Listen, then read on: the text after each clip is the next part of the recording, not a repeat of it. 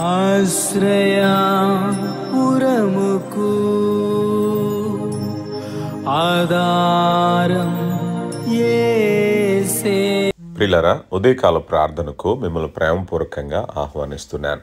గడిచిన దినమంతా కాచి కాపాడిన దేవుడు మన యొక్క జీవితాల్లో మరొక శ్రేష్టమైన దినాన్ని అనగా 9వ తేదీ అక్టోబర్ మాసం 2025వ సంవత్సరం మన జీవితంలో అనుగ్రహించిన దేవునికి మనం మహిమ ఘనత కృతజ్ఞతాస్తుతులు చెల్లిస్తూ, అలాగే ఈ ముందున్న దినంలో ఆయన కాపుదల మనతో ఉండలాగున ప్రార్థన పూర్వకంగా ముందుకు వెళదాం. ముందుగా వాక్యాన్ని ధ్యానించుకుందాం. సామెతల గ్రంథం 3వ అధ్యాయం 26వ వచనంలో, యెహోవా నీకు ఆధారమగును, నీ కాలు చిక్కబడుకున్నట్లు ఆయన నిన్ను కాపాడును అన్నారు. ప్రియులారా, మీ కాలు ఎప్పుడైనా చిక్కుబడిందా? అంటే అప్పుల్లో చిక్కుబడ్డారా, సమస్యల్లో చిక్కుబడ్డారా, ఉద్యోగంలో చిక్కుబడ్డారా, ఏ విధమైన మోసము, ప్రమాదాలు, దొంగతనాలు, ఏ విధమైన స్థితిలో మానసిక బలహీనతలో చిక్కుబడ్డారా? అపవాది మనల్ని ఎప్పుడు పట్టుకుందామా అని ప్రయత్నిస్తూ ఉంటారు.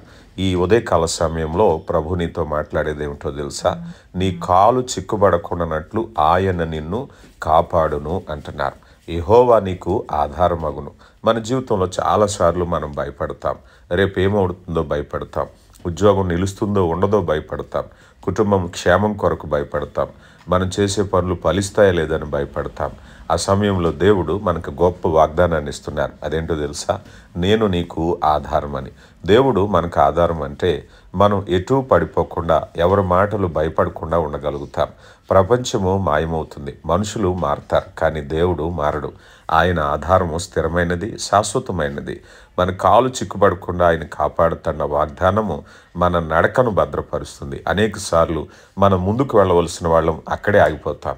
మనతోటి వాళ్ళందరూ ముందుకు వెళుతున్నారు, అందరూ అభివృద్ధి చెందుతున్నారు, నా జీవితం ఇలాగే ఉంది అనే బాధలో మనం ఉంటాం. నీతో ఉద్యోగం చేసే వాళ్ళందరూ ప్రమోషన్ చేసుకుని మంచి ఉద్యోగాల్లో ఎదుగుతుంటే నువ్వు అక్కడే నిలిచిపోయినప్పుడు నీ కాలు చిక్కుబడినట్లు, నీ పరుగు ముందుకు వెళ్లకుండా ఆగిపోయినట్టు అనిపిస్తుంది కదా.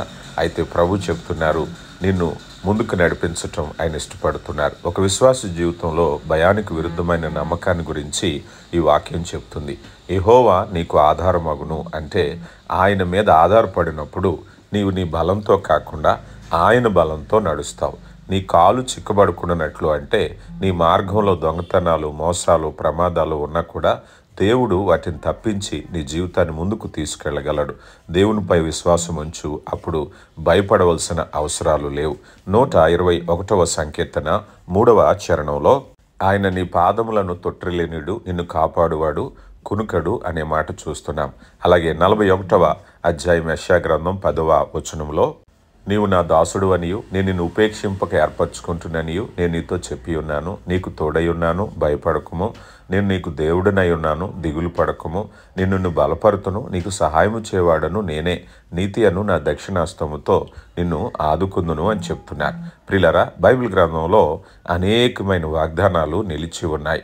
ఆయన ఆశ్రయము మనకు బలము కలగచేవాడు. ప్రియులారా, నీ జీవితంలో ఎప్పుడైనా నీ కాలు చిక్కుబడినట్టు అనిపించిందా? నీ యొక్క ప్రయత్నం ముందుకు వెళ్ళలేకుండా, నీ ప్రయత్నాలు విఫలమై ఎక్కడ వేసిన గొంగళి అక్కడే ఉన్నట్టు నీ జీవితం అనిపించినట్లయితే ప్రభు నీతో మాట్లాడుతున్నారు. నీ కాలును విడిపించటానికి, ఒక నావికుడు తన ప్రయాణాన్ని ముందుకు నడిపించటానికి తన పడవను ప్రయత్నిస్తున్నాడు. నీటిలో చిక్కుబడిపోయింది. ఎంత ప్రయత్నించినా వెళ్ళట్లేదు. ఆ అనుభవం ఎలా ఉంటుందో ఒకసారి చూడండి. ఎన్నో ప్రయత్నాలు చేస్తున్నాడు. తన తెడ్డుతో ఆ నీటిని ముందుకు తోయటానికి ప్రయత్నిస్తున్నాడు, లాగుతున్నాడు, దిగుతున్నాడు, ఈదుతున్నాడు. ఎట్టి పరిస్థితుల్లో దాని నుంచి బయటికి రావట్లేదు. చివరికి చూస్తే ఒక బలమైన తీగ ఆ పడవ కింద చిక్కుకుంది. ఆ పడవ ఉన్నటువంటి ఆ తీగను తీసిన వెంటనే చాలా సునాయాసంగా వెళ్ళిపోయింది. మనం కూడా కొన్నిసార్లు వాహనాలు మొరాయించినప్పుడు అలాంటి అనుభవాలు చూస్తాం కదా. మన జీవితం కూడా అంతే. ఏదైనా ప్రయత్నాలు ఆర్థికంగా కానీ, కుటుంబ పరంగా కానీ, ఉద్యోగపరంగా, ముఖ్యంగా ఆత్మీయంగా ఎదగాలనుకుంటాం, కానీ ఎదగలేకపోతున్నాం. అంటే ఎక్కడో నీ కాలు చిక్కుబడింది. అది విడిపించగలిగిన వాడు ఆయనే. ఎందుకంటే నీ ప్రయత్నాలు విఫలం అవ్వట్లేదు.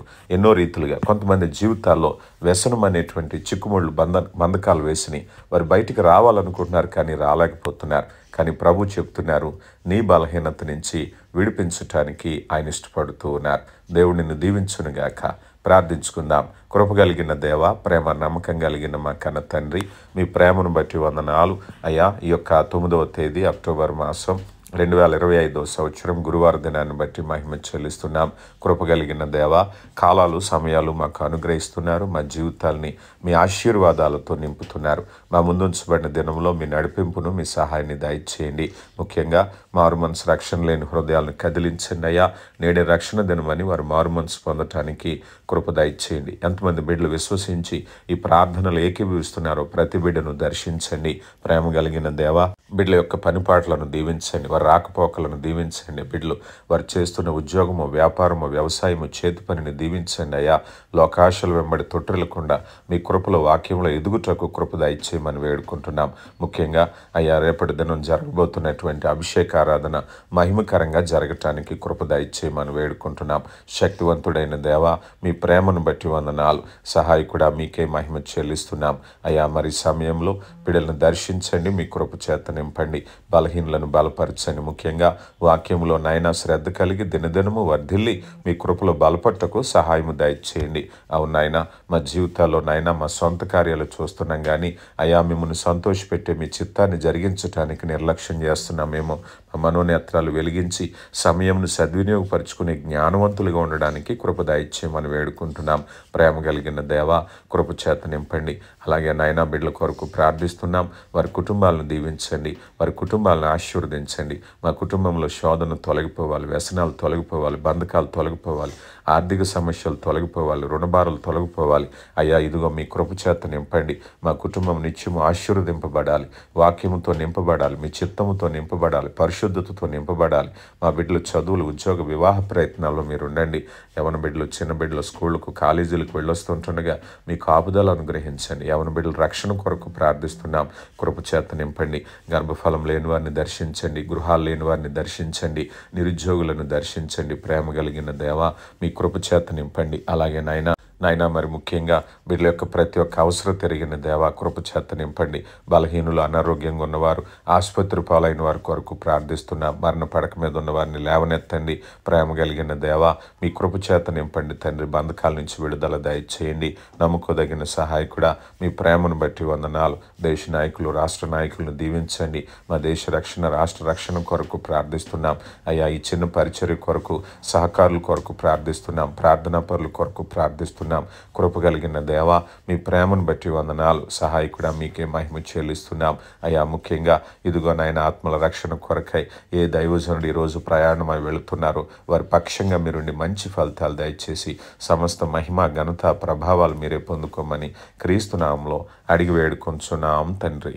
ఆమెన్.